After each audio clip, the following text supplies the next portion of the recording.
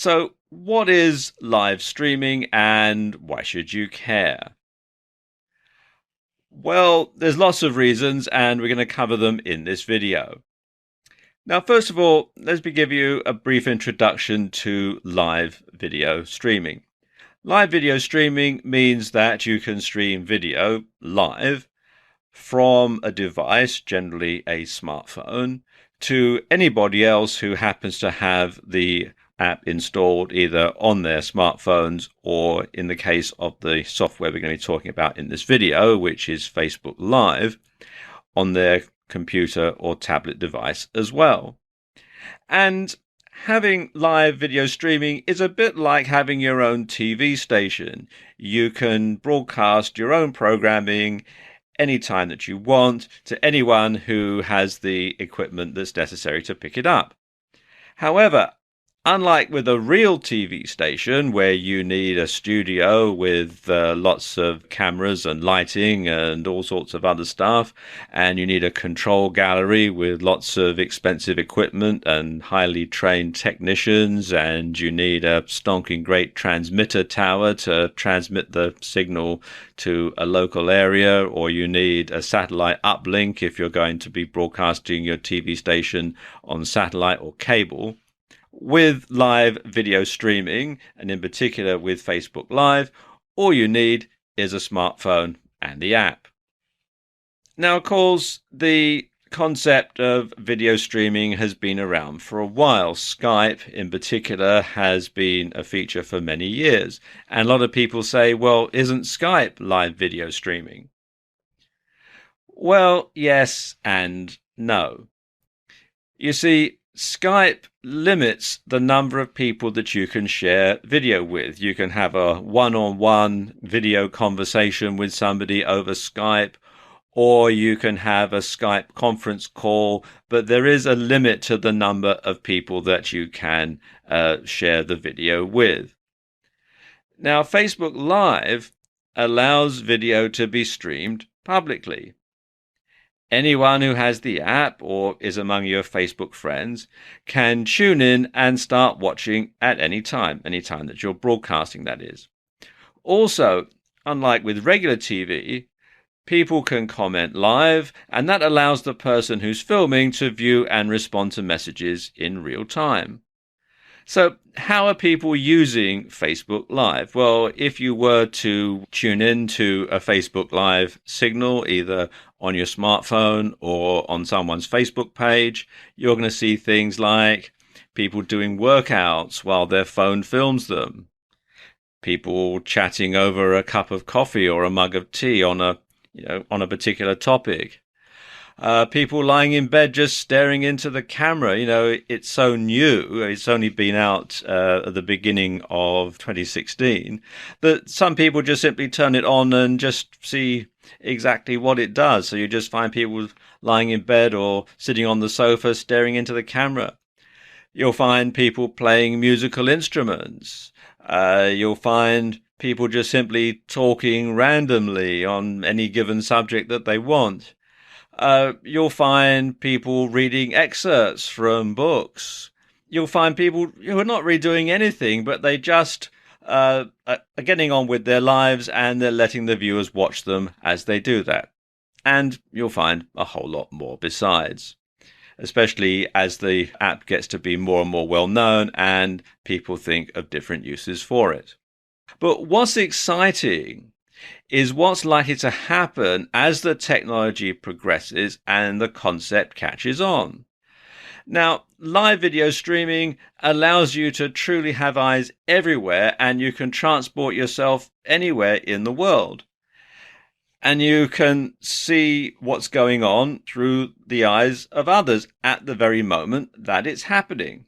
Now, if you don't believe right now that live video streaming can get really big, then consider what would happen if there was a major world event right now. Now, let's assume that there's a big riot or a demonstration going on somewhere on the other side of the world to where you live. And let's imagine that there's a journalist in the press pack that's with the police at this demonstration. That journalist could have Facebook Live on their smartphone, and they could start streaming from the middle of the demonstration, from the middle of the crowd. So you could get a really good idea as to what's going on. It would be literally just like being there. You would see everything happening unedited in real time. So again, it would be just as if you were with this person right there in the middle of the demonstration, and you could see exactly what was going on. And in the future, we can also expect technology to progress and drive this forward further.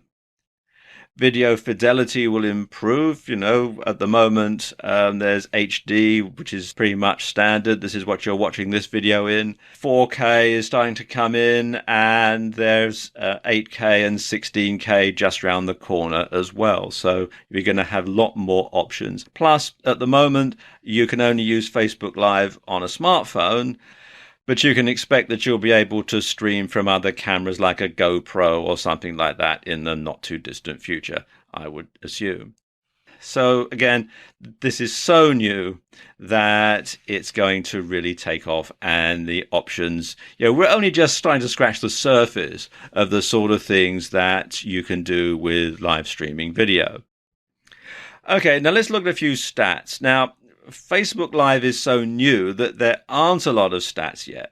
But let's take a look at some of the competition, because Facebook Live is not, the first app that does this, although it does have a lot of features that some of the competitors don't have. And in particular, they don't have the power of Facebook behind them.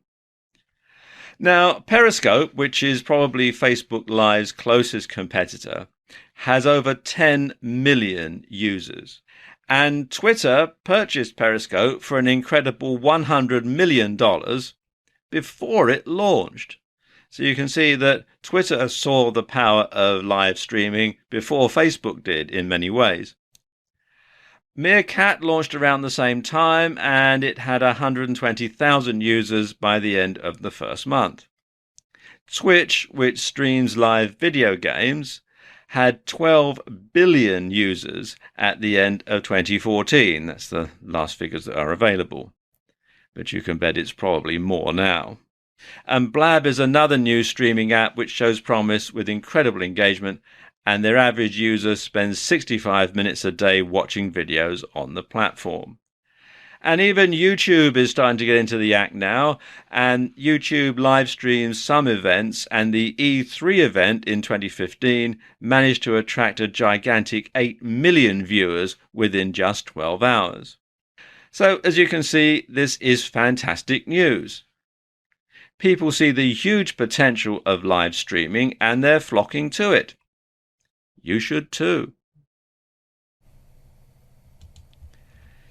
In this video, we're going to talk about some Facebook Live best practices, and these are as recommended by Facebook. Now, the first thing that Facebook recommend is that you let people know ahead of time when you're going to broadcast. And this is a very good idea because obviously you want to get as big an audience as possible, and it's not like you publish a TV guide or something. So you want to let people know ahead of time when you're going to broadcast. Now, there are lots of ways that you can do this. I suppose the easiest way is via Facebook itself, to let your Facebook friends, let your Facebook followers know that you're going to be broadcasting via Facebook Live, so that they can log in and watch your video at the time it's going to go out. You can also do a shout out to your followers on Twitter. And if you're aiming at a business audience, then probably making a post to your followers on LinkedIn would be a good idea as well. Something else that you can do is to send an email to your list, of course, just like you would if you were holding a webinar or something like that. You would send an email to your list to let them know, and you can do that for Facebook Live and encourage them to sign up. And of course, you should post the date and time on your blog so that your blog followers can tune in. And also anybody who happens to find your blog through an internet search can also log in and find out when your broadcast is going out. You should also go live when you have a strong connection. Now, Wi-Fi tends to work best, But if you can't find a nearby network, then you'll want a 4G connection. Now, I know that 4G isn't available everywhere. In most countries, it's available just in large cities. But if you can find a 4G connection, then that's great. Otherwise, you'll want to have a Wi-Fi connection to stream that. And if you have a weak signal, the Go Live button will be grayed out, and you won't be able to broadcast. So you want to make sure that you've got that ahead of time before you start to do your broadcast. When you're planning when you're going to do it from, you want to make sure that it is somewhere where you're going to get a nice strong signal. You also want to write a compelling description before going live. And a great description will capture fans' attention and help them understand what your broadcast is all about. And that means they're more likely to watch it right through to the end, and they're more likely to hear your message in its entirety. You should also ask your viewers to follow you and receive notifications when you go live. So call out that your audience can tap on the follow button on live videos and videos that were live, and then opt in to get notifications the next time that you go live. So again, it gives them more notifications so that they'll know ahead of time when your broadcast is going to go out. And you want to say hello to commenters by name and respond to their comments. Because one of the great things about Facebook Live is that you can communicate with your audience. They can send you comments which you can read as you're making your video, and then you can respond to them in real time. And your audience will be thrilled to hear you mention their name and answer their questions when you're live. And you should broadcast for longer periods of time to reach more people. Because the longer you broadcast, the more people are likely to discover you, and they're going to invite their friends on Facebook to watch the video. Now, Facebook recommends that you go live for at least 10 minutes, and you can stay live for up to 90 minutes. So you've got a lot of scope there, a lot of time that you can use. And finally, Facebook recommend that you be creative and go live often. So you can try different types of broadcasts. Try giving a talk to camera, try giving a webinar, or a live-inar, really, I suppose you could call it, over Facebook Live. You could try a how-to, lots of different things just to keep your audience interested, to keep them coming back for more. Don't do the same thing over and over again, because that's just going to be boring. And you should go live frequently to keep your audience engaged. Out of sight is out of mind, so you want to make sure that people keep coming back for more and that they see something that's going to interest them every time. So there you go, just a few Facebook Live best practices.